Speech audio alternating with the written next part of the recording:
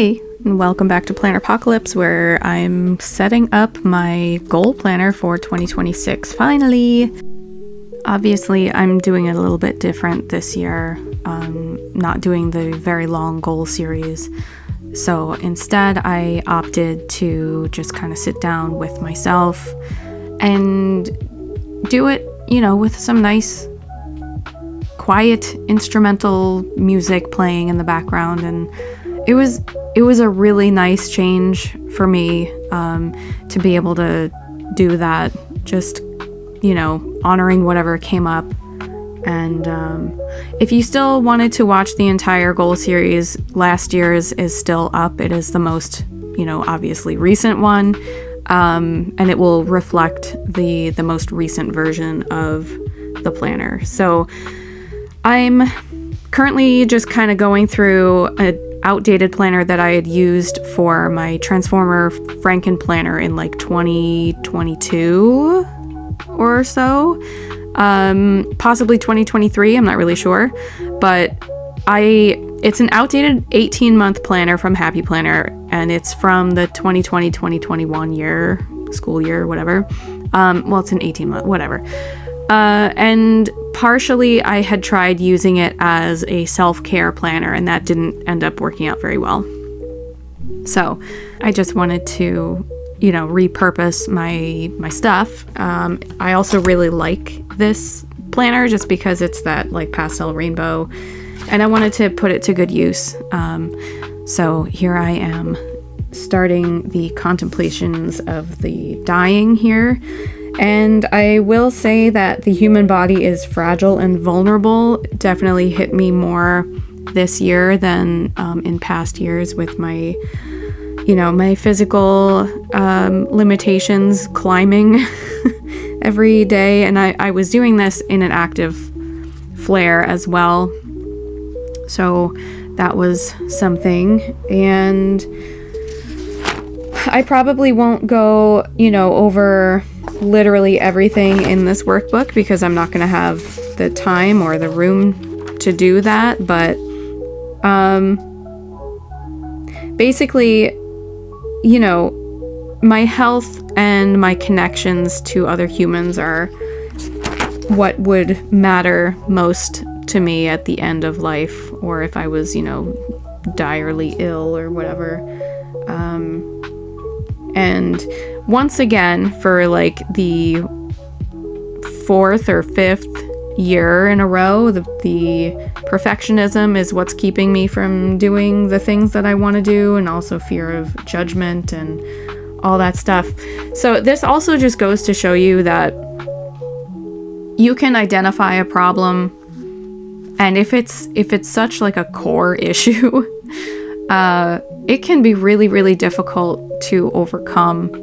And despite the years of therapy that I've been through, I have noted many improvements overall, but there are still things that keep me stuck in hiding what I can do. And that's part of why I made this channel, to try to just put myself and my creations out there. Part of what I want to do this year is, turn up the heat a little bit on that. Just putting my stuff out there. My word of the year, spoiler, is cringe. So, once upon a time, I was very into the things that I made, and I want to do that again. I want to be the drinker of my own Kool-Aid. And so one of the things that I enjoyed about going through the planner by myself this time without reading everything is that a lot of the questions in the workbook served as prompts that I kind of answered in an adjacent way, not in a verbatim literal way. So they like triggered something else. So if I was going to try to answer it on camera, I might not have come up with the same kind of answer that I came up with just by myself, if that makes sense. One of the things that came up was kind of consistently, actually, was that I need to kind of get used to doing hard things again. With technology being, so ever present in our lives, in my life, it doesn't leave space. Well, it doesn't leave blank space for your brain to do anything. But, even like the curiosity or like wondering about things, you can just pause and look it up instead of, like wondering how things work and stuff like that. But one of the things I want to do this year is try to build in more space for my brain to brain, Also, when I was doing this page, the Exhuming Your True Self, I started crying because what came out was, considering that the identity determines belief, if you are to truly embody your core values / your center, what beliefs about yourself, others, and the world around you do you need to embrace? And I said, I am safe. And, that was very emotional for me as, somebody who's endured traumatic events. But I have been having a lot of issues with my like agoraphobia, and that's gonna be a big problem for my clowning because clowning necessitates going out into the world and interacting with people, and if I can't even get out of my house, then that's a problem. But I'm looking at all the things I wrote now, and I know that I'm putting too much on my plate, but these things are here, and they will always be the things that I want to do, and I'm just keeping them there so I don't forget. I also have a lot of issues with like letting people see my skills, I guess. I feel guilty for having skills that other people don't. I feel, I don't know. It's hard to really identify exactly where this is coming from, but there is some degree of shame with, with doing the things that I do, like, whether it's drawing or so, like, and I say this, but I haven't really drawn or sewn in a long time, and it's probably due to these issues that I have, and so there's a lot in play, and I think it was really helpful for me to go through this just by myself in quiet, so I could focus on the thinking part and not worry about the being of service to other people in this. I was just doing this for me, and I think I have been needing to do that for a while. Another thing that's come up for me kind of recently, and I go over this in my excuses or reason section next, is that I feel like I'm at a spot where I have to, where I feel like maybe I've cut myself too much slack, because of my condition, and now I don't do anything, but when I do things like, chores, I get a lot of pain, my muscles have deconditioned basically, and that my body has decided that it's super good at making pain, and so like my nervous system is like, oh, I know how to do that. So any pain, like any regular post-workout kind of muscle fatigue is going to be, and that's a problem. So I'm at this point where I'm like, okay, how do you practice self-kindness while also not letting yourself off the hook? Or is this internalized ableism because I'm still mentally trying to make myself operate on a capacity that I no longer have? And obviously, like, a lot of this has to do with, I have to go slow. I have to take, like, ridiculously dumb baby steps. And I even say dumb because it's frustrating, I wanted to start going for walks because it's springtime, and I don't think that I can go for even a walk around the block without having like a full flare up afterwards. I do live on a hill, so I would be going, down the hill and coming back up the hill. So I think I'm gonna have to start out with just walking up the portion of my street that is not as steep and going up to the corner and then coming back, and that's it. Because otherwise I think I'm in for a world of pain, basically, and I'm not into that. But aside from that, my brain is overstimulated and I need to get some white space in there. And it's like I need to recondition my brain to be able to do creative things. And it's bad enough with artwork because that has that entire baggage of additional trauma issues. But when I'm trying to write, that's also really hard. And that's definitely because I'm trying to write a clean draft and come up with the perfect sentence structure and the perfect word and all that stuff. So I pause a lot and I don't get a lot of words done. One of the things, so it is almost April. One of the things I want to do is Sarah Cannon's, Rough Draft Challenge. And from trying to do the free write your heart out challenge in February, where you just write every day in February, I didn't do that. I lasted for like a week or two.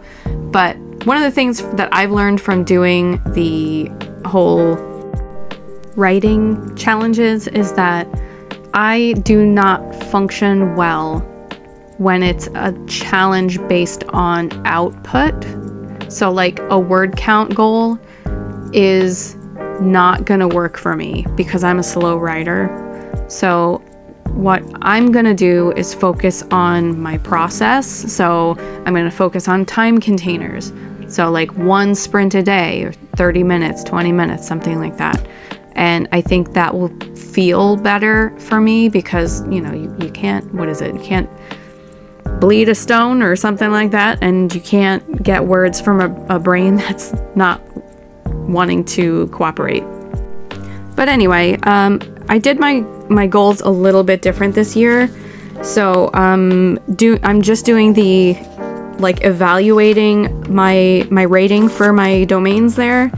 And so I added some things that I wanted to work on as little asterisks under my rating. So like connection, I never have any complaints about my people and my social needs are pretty low.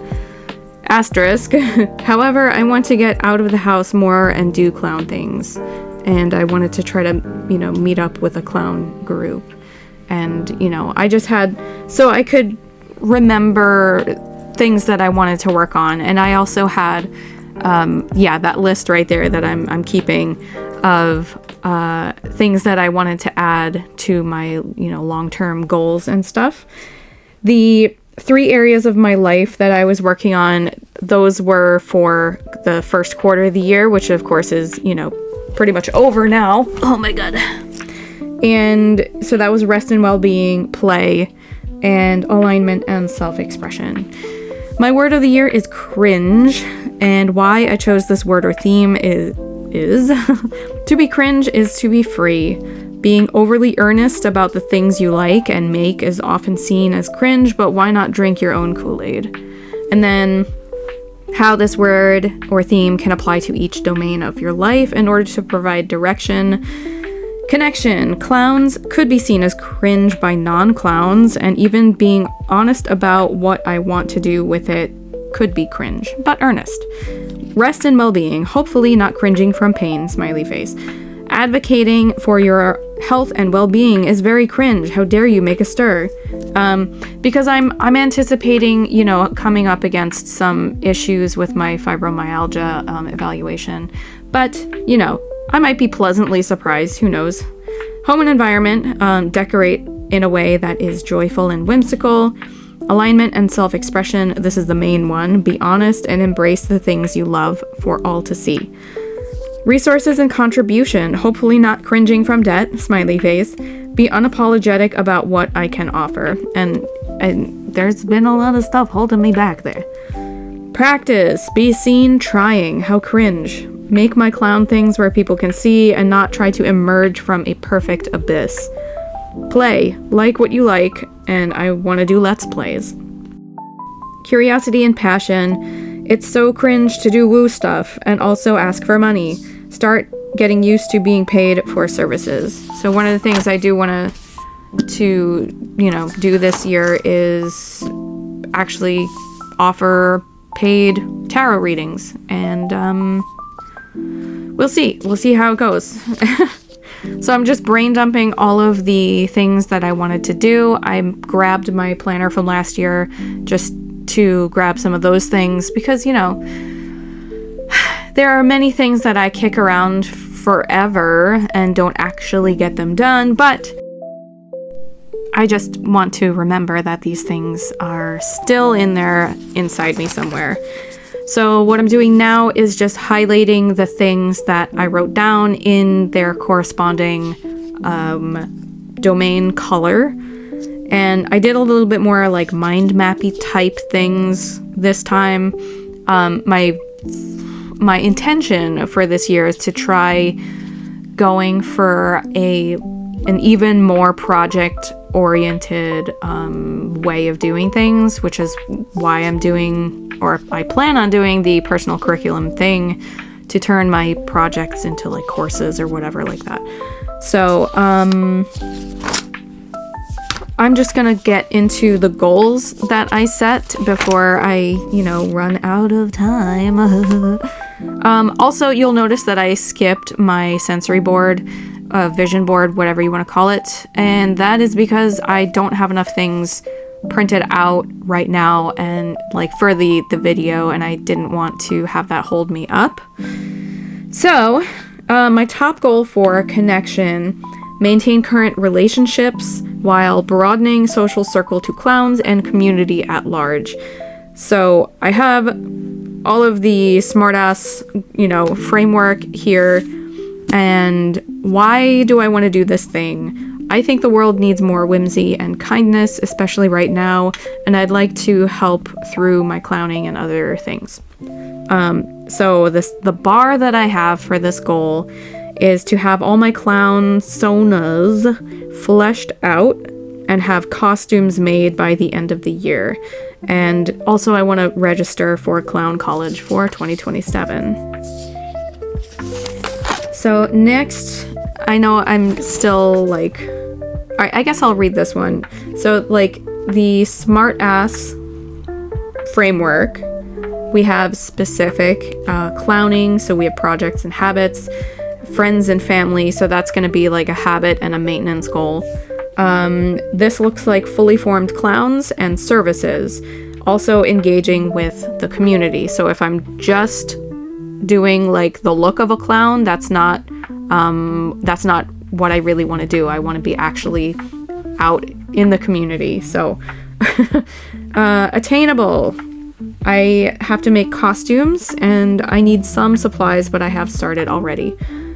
The hard part is going to be dealing with my agoraphobia and social anxiety and managing pain and fatigue. I can control how I show up and pace. I can't control if people will fear clowns. I will just, you know, avoid them. The values that this goal upholds are creativity and compassion, but I will not burn myself out or force myself to keep going if I'm in pain. I would like to do like parades, but you know, the whole pacing thing is going to be an issue. Sustainable, if I do parades, maybe I can sit on a float or something, or ask for other accommodations should, you know, my body start giving out.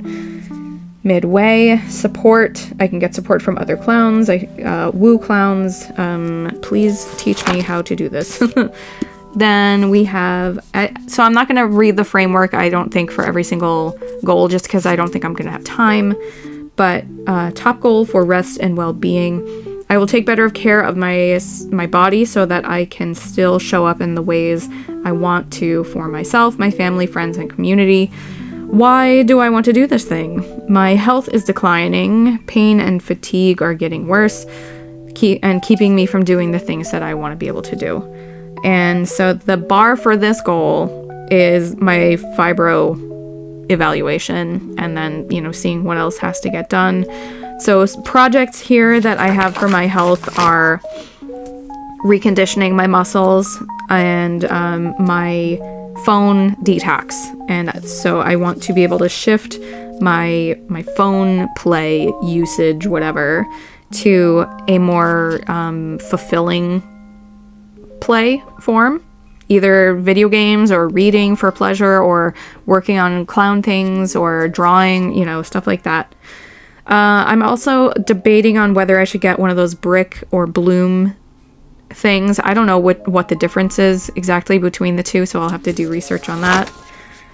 Top goal for home and environment: develop kind routines for myself and make some minor changes to how the house is set up and run. Why do I want to do this? Habits need to also be built into your environment, and I'm tired of the house being a mess. Callie will want to have friends over at some point, and I need to be prepared for that.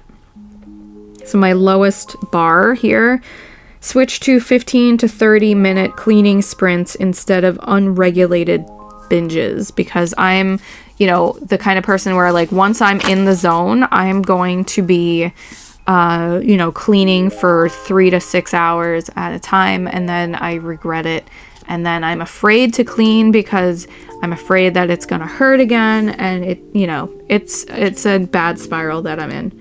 Top goal for alignment and self-expression: practice free writing, so just kind of like stream of consciousness brain dumping when I'm drafting, as a new way to draft my stories. Eschew perfection for rambling, messy first drafts. Why do I want to do this thing? I want to heal my brain and express my soul again like I used to. My lowest bar for this is to make one short comic or zine. And I already have this all like planned out in my head. I just haven't like done anything about it. But I do want to make a zine this year, and I've been debating, you know, making some comics to put up on like Webtoon or something. But maybe that's not the platform. I don't really know. But basically I'm gonna start with this one comic, and then if I get some other things done, I can make like a zine around the same theme. So other things, you know, the rough draft challenges that are happening. I want to do videos, obviously, because I'm still doing videos. I want to, you know, finish some writing whips that I've got. Top goal for resources and contribution: be unapologetic about my skills and what I can offer.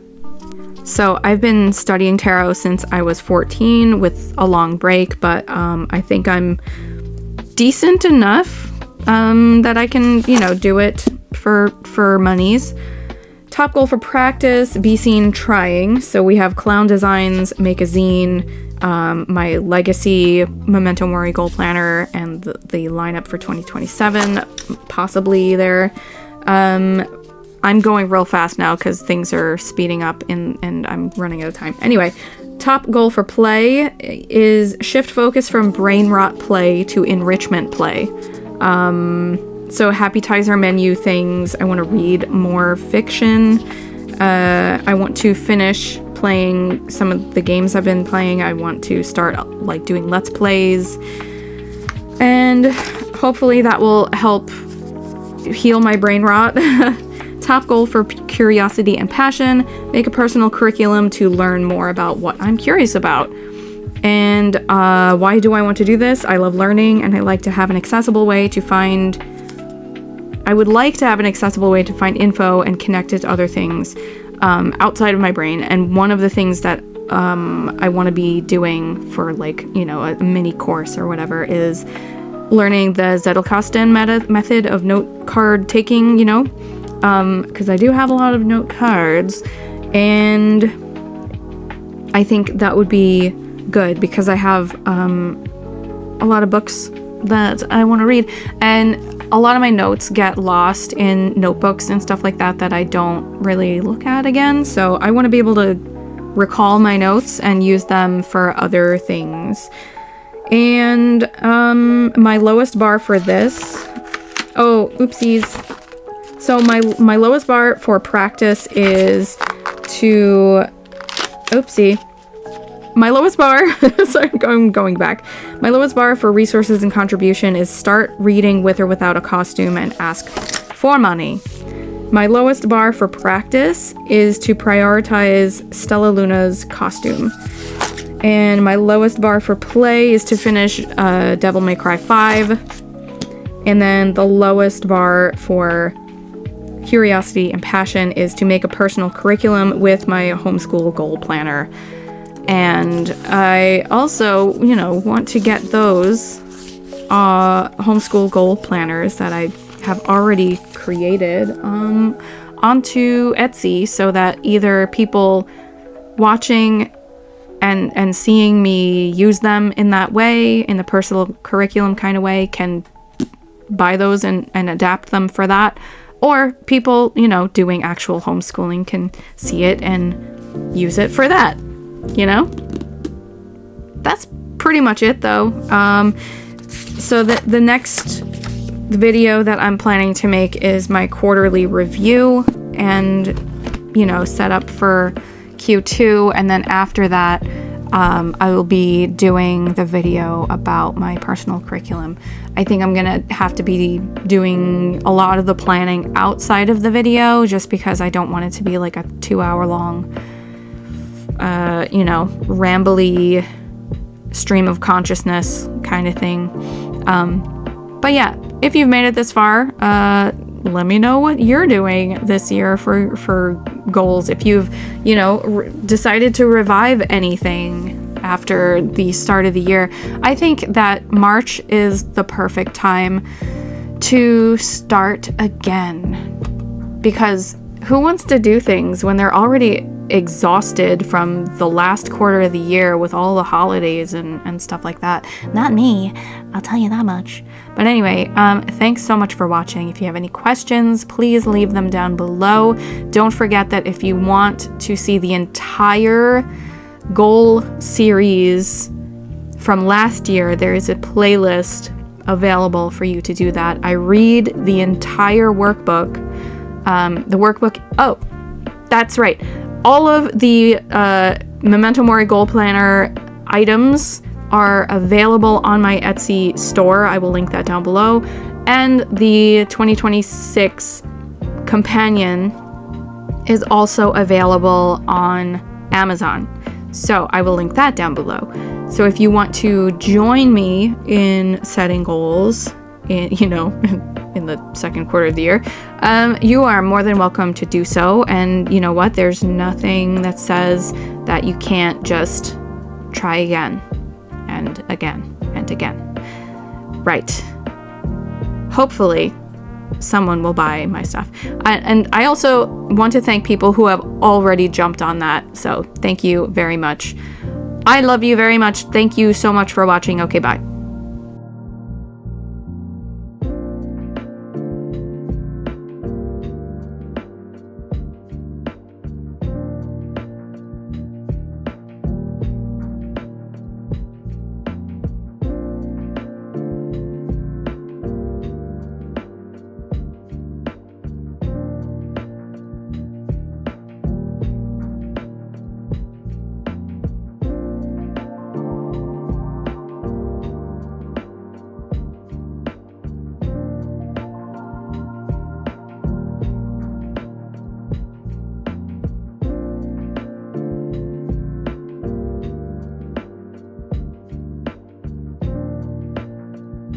Until next time.